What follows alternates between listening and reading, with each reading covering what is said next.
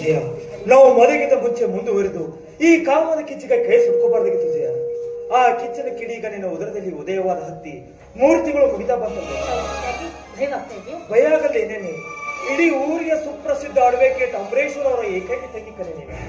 ಇನ್ನು ನಾನು ಊರಲ್ಲಿ ಉಪವಾಸ ಬಿದ್ದು ಬಡವರ ಮೊದಲ ಸಾಲಿನ ಕುಟುಂಬದ ಕುಮಾರ. ಅಂದು ಕಾಲೇಜ್ ಪಕ್ಷದಲ್ಲಿ ನಾನು ಹಾಡು ಹಾಡಿದ್ದೇ ಅಪರಾಧವಾಯಿತು. ನನ್ನ ಹುಚ್ಚು ಕಲೆಗೆ ಮೆಚ್ಚಿ ನೀನು ನನ್ನನ್ನು ಪ್ರೀತಿ ಮಾಡಿದರೆ ಎಂದೆಂದಿಗೂ ನಿನ್ನ ಕೈ ಬಿಡಲ್ಲ ಅಂತ ಹೇಳಿದ್ದು ನಂದೇ ತಪ್ಪಾಯ್ತು. ಕೈಗೆ ನಿಲುಕಲಾರದ ಹಣ್ಣು ಗಾಳಿಗೋದ್ರೆ ನನ್ನ ಉಡಿಯಲ್ಲಿ ಬಿದ್ದಾಗ ಆ ಹಣ್ಣನ್ನು ನಾನು ತಿನ್ನಬಾರ್ದಾಗಿತ್ತು ಜಯ. ಈಗ ಬಾಯಿಗೆ ಬೊಟ್ಟು ಹಾಕಿ ಹೊರಬ ಅಂದ್ರೆ ಅದು ಹೊರ ಬರುವುದು. ಈಗ ಅದು ಪಚನವಾಗಿ ರಕ್ತದಲ್ಲಿ ಲೀನವಾಗಿದೆ. ಜಗದೀಶ್ ನೀನೀಗ ಗರ್ಭಿಣಿ ಇಲ್ಲ ಅಂತವ್ರೆ. ಹಾಗಿದ್ರೆ ಅಪರಾಧಕ್ಕೆ ಈಡಾಗಿದ ನಾವು ಅನಾಹುತ ಮಾಡ್ಕೊಂಡ್ರೆ ಗುಪ್ತವಾಗಿ ಗರ್ಭಪಾತ ಮಾಡಿಸೋದು ಕಾರಣ ಮೂರ್ತಿ ಅದ. ನೀವು ಈ ರೀತಿಯೆಲ್ಲ ಮಾತಾಡ್ತೀರ ಅಂತ ನಾನ್ ತಿಳ್ಕೊಂಡಿರ್ಲಿಲ್ಲ.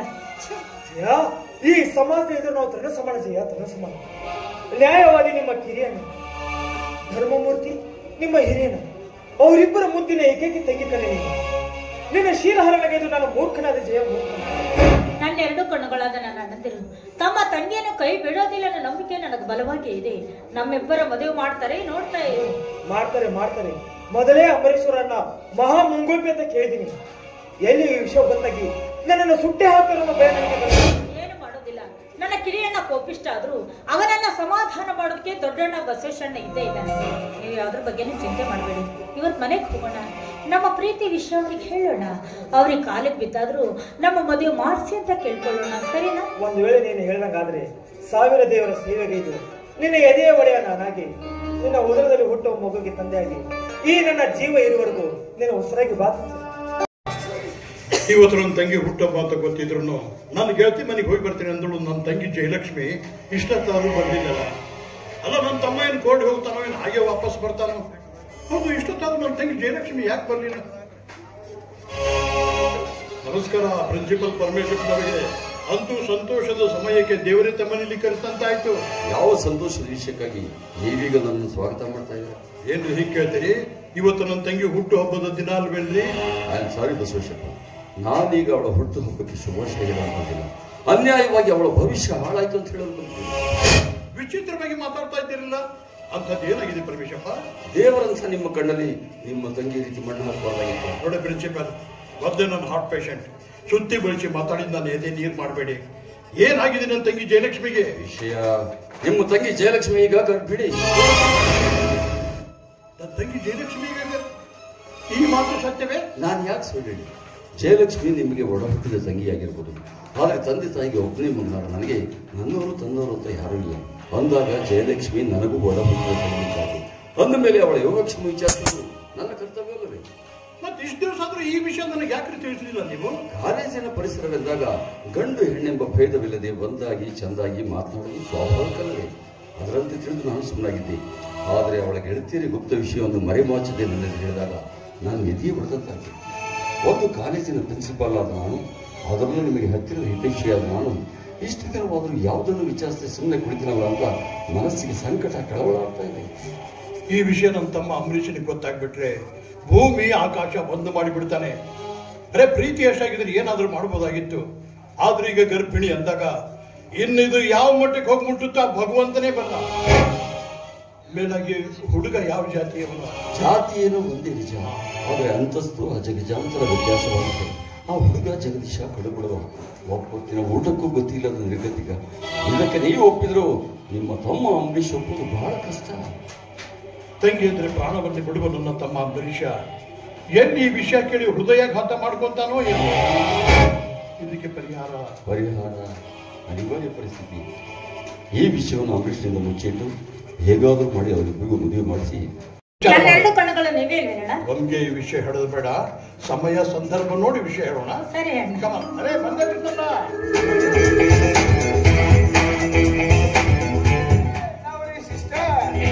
ಜೊತೆ ಮಾತಾಡೋದಿಲ್ಲ. ಯಾಕಮ್ಮ ನನ್ನ ಮೇಲೆ ಕೋಪ? ಮತ್ತೆ ಯಾಕಷ್ಟು ಲೇಟ್ ಆಗಿ ಬಂದೆ? ಓ, ಕೋರ್ಟ್ ಅವರ್ಸ್ ಮುಗಿಬೇಕಲ್ಲಮ್ಮ. ಅದ್ ಸರಿ, ಎಲ್ಲಾ ಪ್ರೀತಿಯನ್ನು ದೊಡ್ಡ ಅಣ್ಣನಿಗೆ ಹಚ್ಚಿಬಿಟ್ಟಿದ್ಯೋ, ಈ ನಿನ್ನ ಸಣ್ಣ ಅಣ್ಣನಿಗೆ ಏನಾದ್ರೂ ಸ್ವಲ್ಪ ಕಾದಿದಿ? ಅಣ್ಣ, ನಿಮ್ಮಿಬ್ಬರ ಮೇಲಿರುವ ನನ್ನ ಪ್ರೀತಿ ತಕ್ಕಡಿಲಿಟ್ಟು ತೂಗಿ ನೋಡಿದ್ರೆ ಮಧ್ಯದ ಮಧ್ಯದಲ್ಲೇ ನಿಂತ್ಕೊಳ್ಳುತ್ತೆ. ಮಾತಾಡಿದ್ರೆ ಕಣ್ಣು ಕೂಡ ಕರಬೇಕಮ್ಮ ನಿನ್ನ ಮಾತಿಗೆ. ನಾನು ಎಷ್ಟೇ ಆಗ್ಲಿ ನಿನ್ ತಂಗಿ ಅಲ್ವಾ? ನಿನ್ನ ಹುಟ್ಟು ಹಬ್ಬಕ್ಕೆ ಪ್ರೆಸೆಂಟೇಶನ್. ಏನಣ್ಣ ಇದು? ಮೈಸೂರು ಸಿಲ್ಕ್ ಸಾರಿ. ಏನಣ್ಣ ಹುಟ್ಟು ಹಬ್ಬಕ್ಕೊಂದು ಸೇರಿ, ಗೌರಿ ಹಬ್ಬಕ್ಕೊಂದು ಸೇರಿ, ಒಟ್ಟು ವರ್ಷದಲ್ಲಿ 12 ಸೀರೆ ತಂದುಕೊಟ್ಟು ಈ ಮನೆಯನ್ನು ಸಿಲ್ಕ್ ಸ್ಯಾರಿ ಸೆಂಟರ್ ಮಾಡೋದಂತ ಮಾಡಿದೀಯಾ? ನೀನಿಗೆ ತಂದುಕೊಂಡ್ರೆ ಮತ್ತಾರ್ಗ ತಂದುಕೊಂಡು ಈ ಮನೆಯಲ್ಲಿ ಅತ್ತಿಗೆ ಮೇಲಿವೆ. ಅತ್ತಿಗೆ 3 ವರ್ಷದಲ್ಲಿ 4 ಸೀರೆ ಏನಾದ್ರೂ ತಂದುಕೊಟ್ಟಿದ್ಯಾ ನೀನು? ನಿನಗೊಂದು ಮಾತು ಹೇಳ. ಏನು? ನೀನು ರಕ್ತ ಹಂಚಿಕೊಂಡು ನಮ್ಮ ಬೆನ್ನು ಹಿಂದೆ ಹುಟ್ಟಿ ಬಂದಂತ ಮುದ್ದಿನ ಅರಗಿರಿಯಮ್ಮ. ಮತ್ತೆ ನನ್ನ ಅತ್ತಿಗೆ? ನಿನ್ನ ಅತ್ತಿಗೆ ತವರು ಮನೆಯಲ್ಲಿ ತಿಂದುಕೊಂಡು ಕೊಪ್ಪಿದ ತನ್ನ ರಕ್ತವನ್ನ ಗಂಡನೆಂಬ ಹುಲಿಗೆ ಹಂಚಲು ಬಂದಿರುವ ಜಿಂಕೆ ಇದ್ದಂತಮ್ಮ. ನಿನ್ನ ಮಾತಿನಲ್ಲಿ ಗೆಲ್ಲೋದಕ್ಕಾಗುತ್ತೆಯೇ? 100 ವರ್ಷ ಮುತ್ತೈದೆ ಆಗಿ ಮಾಡ್ತಾ ಹೋಗಿ ಬಾಯಿ ಸಿಹಿ ಮಾಡಬಹುದು. ಯಾಕೆ ಮುಖ ಸಪ್ ಮಾಡಿದೆಯಲ್ಲ? ನನ್ನ ಹೆಂಡತಿ ಊರಿಂದ ಏನಾದ್ರು ವಿಷಯ ಬಂತು ಹೇಗೆ? ಇನ್ನು ಏನು ತಿಳಿದ್ರು ಅಂಬರೀಷ? ಅಲ್ಲ, ದಿನ ತುಂಬಿದ್ರು ಇನ್ನೂ ಯಾಕೆ ಡೆಲಿವರಿ ಆಗಿಲ್ಲ ಅಂತ ಅದೇ ಯೋಚನೆ ಮಾಡ್ತಾ ಇದ್ನಪ್ಪ ನಾನು. ಇಷ್ಟೊತ್ತಿಗೆ ಏನಾದ್ರೂ ಸುದ್ದಿ ಬರ್ಬೇಕಾಗಿತ್ತು ನಮಗೆ. ಮೊದಲೇ ಹೇಳಿದೆ, ಇಲ್ಲಿ ಯಾವ್ದಾದ್ರು ಪ್ರೈವೇಟ್ ಆಸ್ಪತ್ರೆ ಹೆರಿಗೆ ಮಾಡಿಸೋಣ ಅಂತ ಕೇಳ್ತೀಯ ನನ್ನ ಮಾತನ್ನ. ಈ ಕಳಿಸಿ ಚಿಂತೆ ಮಾಡಿದ್ರೆ ಏನು ಉಪಯೋಗ? ನೀತಿ ನಿಯಮಗಳ ಬಂಧನ ಹರಿದು ಹಾಕಬಾರ್ದು ಅಂಬರೀಷ. ಹೆಣ್ಣಿನ ಚೊಚ್ಚಲು ಹೆರಿಗೆ ತವರೂರಲ್ಲೇ ಆಗ್ಬೇಕು. ಇದು ಮೊದಲಿನಿಂದ ನಡ್ಕೊಂಡು ಬಂದ ಪದ್ಧತಿ. ಆ ಪದ್ಧತಿನ ನಾವು ತಪ್ಪಿಸಬಾರ್ದಪ್ಪ. ತಂಗಿ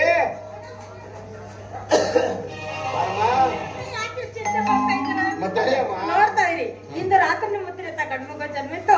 ನನ್ನ ಅತ್ತಿಗೆ ಸಿಹಿ ಸುದ್ದಿ ಕಳಿಸ್ತಾ. ಯಾಕೆ ಹೇಳ್ತೀಯಾ? ಹೌದು, ಕರೆಕ್ಟ್ ಕರೆಕ್ಟ್. ನಿಜವಾಗ್ಲೂ ನಿಮ್ಮ ಅತ್ತಿಗೆ ಗಂಡ ಹಿಡಿತಾಳ? ಗಂಡ ಹುಟ್ಟದ happy, I am very happy. ಏನಣ್ಣ ನೀನು? ಅಲ್ಲ, ಅಣ್ಣನ ಎದುರುಗಡೆ ಸಿಗರೇಟ್ ಹಿಡಿತಾ ಇದ್ದಿಲ್ಲಣ್ಣ? ತಪ್ಪು ತಪ್ಪು ತಪ್ಪು ತಪ್ಪು ತಪ್ಪು ಬಿಸಕಣ್ಣದನ. ಅಯ್ಯೋ, 10 ರೂಪಾಯಿ ವೇಸ್ಟ್ ಆಗುತ್ತಮ್ಮ. ಮತ್ತೆ ಬ್ರೋ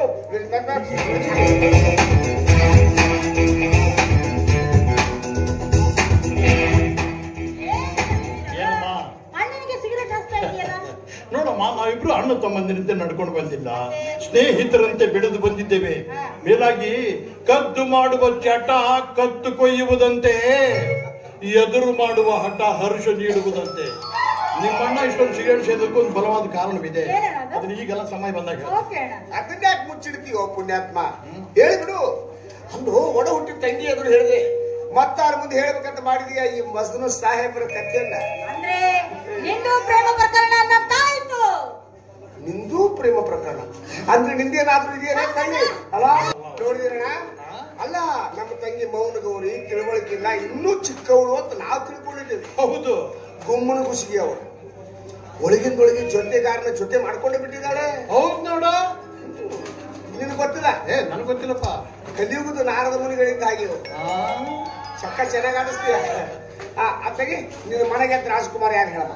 ಇವತ್ತೇ ಅವ್ರ ಕಂಡು ನಿಶ್ಚಿತಾರ್ಥ ಮುಗಿಸ್ಕೊಂಡು. ಅಯ್ಯೋ, ಅಲ್ಲಿಗೆಲ್ಲ ಯಾಕಣ್ಣ ಹೋಗೋದು? ಅವ್ರನ್ನ ನನ್ನ ಜೊತೆ ನಮ್ಮ ಮನೆಗೆ ಮನೆ ಕರ್ಕೊಂಡು ಬಂದಿದ್ಯಾ? ಎಲ್ಲಿ ಮುಚ್ಚಿಟ್ಟಿದ್ಯಮ್ಮ ಆ ಕೂಸನ್ನ? ನಿಮ್ಗೆ ಹೆದರ್ಕೊಂಡು ಒಳಗಡೆ ರೂಮ್ ಅಣ್ಣ ಸುಮ್ಕೊಂಡ್ರಣ್ಣ, ಮಾತು ಬರ್ತಾ ಇಲ್ಲ ನಮ್ಗೆ. ಸುಮ್ಕೂಡ್ರಪ್ಪ, ದಾಖಲೆ ಮಾಡ್ಬಾರ್ದು. ಒಳಗಡೆ ರೂಮಲ್ಲಿ ಕೂತ್ಕೊಂಡಿದ್ದಾರಣ್ಣ. ಕರಿಯಮ್ಮ, ನಮ್ಮ ಅಳಿಯ ನಾವು ಇಬ್ರು ಅಣ್ಣ ತಮ್ಮ ಮಚ್ಕೋಬೇಕು. ಕರ್ಕೊಂಡು ಹೋಗ್ಬೇಕು. Good selection, good selection. My name is Jagdish. Jagadish, ಯಪ್ಪ ದೇವರ ಹೆಸರಿದೆ. ಹ್ಯಾಂಗ್ ಕಂಡು ನೋಡು, ದೇವರ ಹೆಸರಿದೆ. ಮತ್ತೆ ನಿಂದು ದೇವರ ಹೆಸರೇ? ನಂದು ಬಿ ಉಳುವಿ ಬಸವಣ್ಣ, ಕಡಪಟ್ಟಿ ಬಸವಣ್ಣ, ಕಲ್ಯಾಣ ಬಸವಣ್ಣ, ಕುರುವತ್ತಿ ಬಸವಣ್ಣ, ಬಾಗೇವಾಡಿ ಬಸವಣ್ಣ. ನಿಂದಾದ್ರೆ ಏನಪ್ಪಾ? ನಿಂದು ದೇವರ ಹೆಸರೇ? ನಂದು ಹೆಂಗಂತ ಕೇಳ್ತಿಲ್ಲ. ಅಂಬರೀಷ, ಗುಡುಗುಂಟ ಅಂಬರೀಷ, ಅಮೃಗುಂಡ ಅಮೃಗುಂಡ ಅಮರನಾಥ. ಒಟ್ಟಿನಲ್ಲಿ ನಾವು 3 ದೇವರು ಸೇರ್ಕೊಂಡಿದ್ದೇವೆ. ಇನ್ನು ದೆವ್ವ ಯಾವಾಗ ಬರ್ತೈತೋ ಕಾದು ನೋಡ್ಬೇಕು. ಹಾಗಾಗಿ ತಮಗೆ ತಂದೆ ತಾಯಿ ಅಣ್ಣ ತಮ್ಮ ಹೆಂಡ್ರು ಮಕ್ಕಳು ಮರಿ ಮೊಮ್ಮಕ್ಕಳು ಗಿರಿ ಮೊಮ್ಮಕ್ಕಳು ಯಾರ್ಯಾರು ಯಾವ ಸ್ಕೂಲ್ನಾಗ ಓದ್ತಾ ಇದಾರೆ ಹೇಳಪ್ಪ, ಹೋಗಿ ವಿಸಿಟ್ ಕೊಟ್ಟು ಬರ್ತಾರೆ ಇವರು. ಪುಣ್ಯಾತ್ಮ ಅವ್ರದ್ದೇನು ಮದುವೆ ಆಗಿದ್ದು? ಹಾಗಲ್ಲ, ನನ್ನ ಮಾತಿನ ಒಂದು ಅರ್ಥ ಇದೆ. ಯಾಕಪ್ಪ ಅದು? ನಮ್ಮ ತಂಗಿಯ ಗಂಡನಾಗುವವನಿಗೆ ಎಲ್ಲಾ ಯೋಗ್ಯತೆ ಇದ್ರೆ ಮಾತ್ರ ನಮ್ ಜೊತೆ ಬೇಯ್ತಾನ ಸಾಧ್ಯ. ಕರೆಕ್ಟ್. ಹೇಳಿ, ತಮಗೆ ತಂದೆ ತಾಯಿ ಅಣ್ಣ ತಮ್ಮ ಅಕ್ಕ ತಂಗಿ ಯಾರು ಇಲ್ವೇ? ಯಾರು ಇಲ್ಲ ಸರ್, ಯಾರು ಇಲ್ಲ. ಬಾಳ ಚಲೋ ಆಗ್ತಲ್ಲ. ಯಾಕೆ? ಯಾಕಂತ ಕೇಳ್ತಿಲ್ಲ. ನಾನು ನನ್ನ ತಂಗಿ ಮದುವೆ ಆಗಿ ಹೋದ್ಮೇಲೆ ಅತ್ತೆ ಮಾವನರ ಕಾಟ, ನಾದನೇರ ಕಾಟ, ಮೈದುನರ ಕಾಟ, ಯಾರ ಕಾಟ ಇರೋದ ಇಲ್ಲ. ಗಂಡ ಹೆಂಡತಿ ಇಬ್ರ ಫ್ರೀ ಬರ್. ಎಷ್ಟು ಸ್ವಾರ್ಥ ಆಗ್ಬಿಟ್ಟಿದೆಯಲ್ಲ. ಯಾಕೆ? ಅಲ್ಲಣ್ಣ ಹೇಗಿರ್ಬೇಕು ಗೃಹಿಣಿ ಆದವಳು? ಅತ್ತೆ ಮಾವ ಭಾವ ನಾದ ನೀನೆ ಎಲ್ಲರನ್ನೂ ಸಹಕರಿಸಿಕೊಂಡು ಹೋಗುವಂತವಳೇ ನಿಜವಾದ ಗೃಹಿಣಿ. ತುಂಬು ಕುಟುಂಬದ ಮಹಿಳೆ. ಅವಳ ಹಣೆ ಬರ ಯಾರು ಅಂದಾಗೆ ಬ್ಯಾಂಕಿನಲ್ಲಿ ಅಮೌಂಟ್ ಎಷ್ಟು ಇಟ್ಟಿದ್ದೀರಾ? ಅವರು ಇಂಡಿಯಾದಲ್ಲಿ ಅಕೌಂಟ್ ಮಾಡ್ಸಿಲ್ಲ, ಅವರು ಫಾರಿನ್ನಲ್ಲಿ ಸ್ವಿಸ್ ಬ್ಯಾಂಕ್. ಅಲ್ಲಿಂದ ಅಲ್ಲ, ನೀವು ಮನಿ ಕೆಲಸ ಬಿಟ್ಟು ಇವನ ಹತ್ರ ಪ್ಯೂನ್ ಕೆಲಸಕ್ಕೆ ಯಾವಾಗ ಹೋಗಿದ್ರಿ? ಹೌದು. ಹಾಗಲ್ಲ, ಮತ್ತೆ ಅವ್ನ ಲೆಕ್ಕ ನೀವ್ ಯಾಕೆ ಹೇಳ್ತಾ ಇದ್ದೀರಿ? ನಾನು ಅವ್ನು ಕೇಳ್ತಾರೆ ಸುಮ್ಮನೆ. ಆಯ್ತು, ಕೇಳಿ. ಬ್ಯಾಂಕ್ ನಲ್ಲಿ ಅಮೌಂಟ್ ಎಷ್ಟು ಇಟ್ಟಿದ್ದೀಯ? ಬ್ಯಾಂಕ್ ಅಕೌಂಟ್ ಇಲ್ದಿದ್ದಾಗ ಬ್ಯಾಂಕ್ ಬ್ಯಾಲೆನ್ಸ್ ಎಲ್ಲಿಂದ ಬರುತ್ತೆ ಸರ್? ನಿಜ ಸರ್, ತಂದೆ ತಾಯಿರದ ಪ್ರದೇಶ ಸರ್. ನಾನು ವಿದ್ಯಾಭ್ಯಾಸಕ್ಕೋಸ್ಕರ ಸೋದರ ಮಾವನ ಮನೆಯಲ್ಲಿ ಬಂದು ಬಿದ್ದ ನಾಯಿ ಸರ್. ಓಡುವ ಕುದುರೆಯನ್ನ ಕಡಿವಾಣ ಹಿಡಿದು ಜಗತ್ತಂತೆ ಮಾಡಿದೆಯಲ್ಲ ಇಲ್ಲಿಯ ಮುಸುರೆ ನೀರು ಕುಡಿದು ಮೂಲೆಯಲ್ಲಿ ಬೀಳುವ ಧನದ ಜಾತಿಯವರು ಹೋಗಿ ಹೋಗಿ ಉಪ್ಪರಿಗೆ ಊರ್ವಶಿ ಮೇಲೆ ಆಸೆ ಮಾಡಿರ್ಲಿಲ್ಲ. ಅಣ್ಣ, ಬಾಯಿಗೆ ಬಂದಂತೆ ಮಾತನಾಡಿ ಅವ್ರ ಮನುಷ್ಯನ ಇನ್ನೆಷ್ಟು ನೋಯಿಸ್ಬೇಡಣ್ಣ. ಆಲೋಚನೆ ಮಾಡದೆ ಅವಿವೇಕಿಯಾಗಿ ಆಸರೆ ಇಲ್ಲದವನ ಕೊರಳಿಗೆ ಮಾಲಿ ಹಾಕುವ ವಿಚಾರ ಮಾಡಬೇಡ. ನಿನ್ನ ನಿರ್ಧಾರವನ್ನ ನಿನ್ನ ಹಿಂತೆಗೆದುಕೊಳ್ಳಲೇಬೇಕು. ಇಲ್ಲ, ನನ್ನ ಪ್ರಾಣ ಬಿಡ್ತೀನಿ ವಿನಃ ಇವ್ರನ್ನ ಮಾತ್ರ ಯಾವ ಕಾರಣಕ್ಕೂ ಬಿಡೋದಿಲ್ಲ. ಅಂತಸ್ತಿನ ಅರಸಕುಮಾರ ನೀನು. ಈ ಅಡ್ವೊಕೇಟ್ ಅಂಬರೀಷಪ್ಪನ ಒಬ್ಬಳೇ ಒಬ್ಬಳು ಅಚ್ಚುಮೆಚ್ಚಿನ ಮುದ್ದಿನ ತಂಗಿ. ಅಂಥದ್ದು ಹೋಗಿ ಹೋಗಿ ಭಿಕಾರಿಯ ಕೈ ಹಿಡಿದು ನಮ್ಮ ಮನೆತನದ ಮರ್ಯಾದೆಯನ್ನು ಅವಹೇಳನ ಮಾಡಬೇಕೆಂದು. ಪವಿತ್ರವಾದ ಪ್ರೀತಿಗೆ ಆಸ್ತಿ ಅಂತಸ್ತಿನ ಅಂತರ ಇರೋದಿಲ್ಲ. ನ್ಯಾಯಮೂರ್ತಿಯಾದ ನೀನು ಬಡವರನ್ನ ಧಿಕ್ಕಾರ ಮಾಡ್ತೀಯಲ್ಲ. ನಾನು ಅವರ ಮನೆಗೆತ ಮಾಡತಿ, ಆ ದೇವರದ ಕೂಡ ನಮ್ಮಿಬ್ಬರು ಬೇರೆ ಮಾಡ್ತೀವಿ. ನನಗೆ ಈ ಅಡ್ವೊಕೇಟ್ ಅಂಬರೀಷಪ್ಪನಿಗೆ ನ್ಯಾಯದ ಪಾಠ ಹೇಳ್ಕೊಡ್ತಾ ಇದ್ದೀಯ ನೀನು? ಜಯಲಕ್ಷ್ಮಿ, ನಿನ್ನನ್ನ ಕೊಂದು ನಿನ್ನ ಜೊತೆಗೆ ನಾನು ಹಸು ನೀಗ್ತೇನೆ ವಿನಃ ಈ ದರಿದ್ರನಿಗೆ ಮಾತ್ರ ನಿನ್ನನ್ನು ಧಾರ್ಯ ಈ ಜನ್ಮದಲ್ಲಿ ಸಾಧ್ಯವಿಲ್ಲ. ಆವೇಶದ ಬೆಂಕಿ ಹಚ್ಚಿ ಶಾಂತ ಸಾಗರದಲ್ಲಿ ಮೀಜಿ ನೋಡು. ನೀನು ನ್ಯಾಯವಾದಿ, ಬಡವರಿಗಾಗಿ ಬಡದಾಡಿ ನ್ಯಾಯ ಒದಗಿಸಿಕೊಡೋ ದೇವರು. ಅಂಥದ್ದು ನೀನೇ ಬಡವರನ್ನ ಅವಹೇಳನ ಮಾಡ್ತೀಯಾ? ನ್ಯಾಯ ದೊರಕಿಸಿಕೊಟ್ಟ ಮಾತ್ರಕ್ಕೆ ಅವರ ಮನೆ ಹೆಣ್ಣು ಮಕ್ಕಳ ಮೇಲೆ ಕಣ್ಣು ಹಾಕ್ತಾರಲ್ಲ ಇವರು ಉಂಡ ಮನೆಗೆ ದ್ರೋಹ ಬಗೆಯುವವರು. ಇನ್ನು ಹೋಗಿ ಹೋಗಿ ಇಂಥವನ ಆಸರೆ ಬಯಸಿದ್ದಾಳಲ್ಲ. Cool down. ಈ ಮೊದಲು ನಿನ್ನ ಜೀವನದ ಪ್ರೇಮ ಸುಳಿಗೆ ಸಿಕ್ಕು ಏನಾಗಿತ್ತು? ನಿನ್ನನ್ನು ಜೀವಂತ ಹೆಣವನ್ನಾಗಿ ಮಾಡಲಿಲ್ವೇ? ಸರ್ ನಾಯಕ್ ಸುಬ್ರಾಯನ್ ಮಗಳನ್ನ ಕಾಲೇಜಿನಲ್ಲಿ ಪ್ರೀತಿಸಿದೆ. ಅವಳು ನಿನಗಾಗಿ ಪ್ರಾಣ ಕೊಡಲು ಸಿದ್ಧಳಿದ್ದಳು. ವಿಷಯ ತಿಳಿದ ಅವಳ ತಂದೆ ಅವಳನ್ನು ಕೊಲೆ ಮಾಡಲು ಮುಂದಾದರೆ ವಿನಃ ಅವಳನ್ನು ನಿನಗೆ ಕೊಟ್ಟು ಮದುವೆ ಮಾಡಲು ಸಿದ್ಧರಿರಲಿಲ್ಲ. ಅದೇ ಚಿಂತೆಯಲ್ಲಿ ಕುಡಿಯೋದನ್ನು ಪ್ರಾರಂಭಿಸಿದೆ. ಸಿಗರೇಟಿನ ಸುರಿಮಳಿಯನ್ನೇ ಬೀದಿಯಲ್ಲಿ ಸುರಿಸಿದೆ. ಇನ್ನು ಹುಚ್ಚುತನ ಕಂಡು ನಾನು ಏನ್ ಮಾಡಿದೆ ಗೊತ್ತಾ? ಸುಬ್ಬರಾಯರ ಮಗಳಿಗೆ ಅಂತಲೂ ಚೆಲುವೆಯಾದ ಹುಡುಗಿಯನ್ನು ಹುಡುಕಿ ನೀನು ಮದುವೆ ಮಾಡಿದೆ. ಕ್ರಮೇಣ ಅವರನ್ನು ಮರೆತೆ ನಿನ್ನ ಹೆಂಡತಿ ಜೊತೆ ಸುಖವಾಗಿ ಜೀವನ ಸಾಗಿಸಿದೆ. ಕಂಕಣ ಬಲ ಕೂಡಿ ಬಂದರೆ ಅದನ್ನು ಅಗಲಿಸಲು ನಾವ್ಯಾರೋ ಏನೋ ಒಬ್ಬರಿಗೊಬ್ಬರು ಪ್ರೀತಿಸಿದ್ದಾರೆ. ಅವ್ರ ದಾಂಪತ್ಯಕ್ಕೆ ದಾರಿ ಮಾಡಿಕೊಡು. ಅಶ್ವೇಷಣ, ನನ್ನ ಉದಾಹರಣೆಯನ್ನ ಮುಂದೆ ಮಾಡಿ ಮತ್ತಷ್ಟು ಇವಳಿಗೆ ಉತ್ತೇಜನ ಕೊಡ್ಲಿಕ್ಕೆ ಹೋಗೋಣ.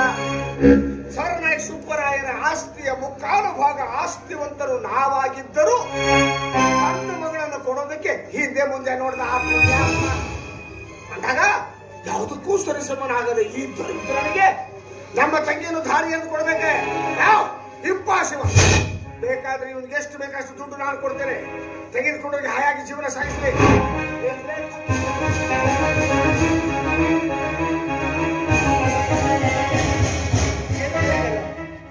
ಕೇವಲ ದುಡ್ಡಿನ ಆಸೆಗಾಗಿ ನನ್ನ ಹೃದಯ ಜ್ಯೋತಿಯನ್ನೇ ಮರೆತು ಅಂಧಕಾರದ ಅಡವಿಯಲ್ಲಿ ಏನಾಗಂತ ಹೇಳ್ತಿದ್ದೀರ? ಅದು ಮಾತ್ರ ಈ ಜನ್ಮದಲ್ಲಿ ಸಾಧ್ಯವಿಲ್ಲ ಸರ್. ಯಾಕೆ ಜಯ, ನೀನು ಕೂಡ ನನ್ನಿಂದ ದೂರ ಆಗಬೇಕಂತ ಯೋಚನೆ ಮಾಡಿದ್ದೀಯ? ಇಲ್ಲ ಜಗದೀಶ್, ಬದುಕೊಳ್ಳೋದಿದ್ರೆ ಅದು ನಿಮ್ಮ ಜೊತೆಯಲ್ಲಿ. ಕೂಡಿದ ಪ್ರೇಮಿಗಳನ್ನು ಅಗಲಿಸಲು ಆ ದೇವರಿಂದಲೂ ಸಾಧ್ಯವಿಲ್ಲ. ಇನ್ನು ಮಾನವ ಪ್ರಾಣಿಯಿಂದ ಮಣ್ಣ ಎಷ್ಟು ಪ್ರೀತಿ ಪ್ರೇಮಕ್ಕೆ ಬೆಲೆ ಕೊಡದು ಇಂಥವ್ರ ಮತ್ತೆ ಒಂದು ಕ್ಷಣ ಕೂಡ ನಿಲ್ಲದ್ ಬೇಡ. ಈ ಮನೆ ಬಿಟ್ಟು ಎಲ್ಲಾದ್ರೂ ದೂರ ಹೊರಟ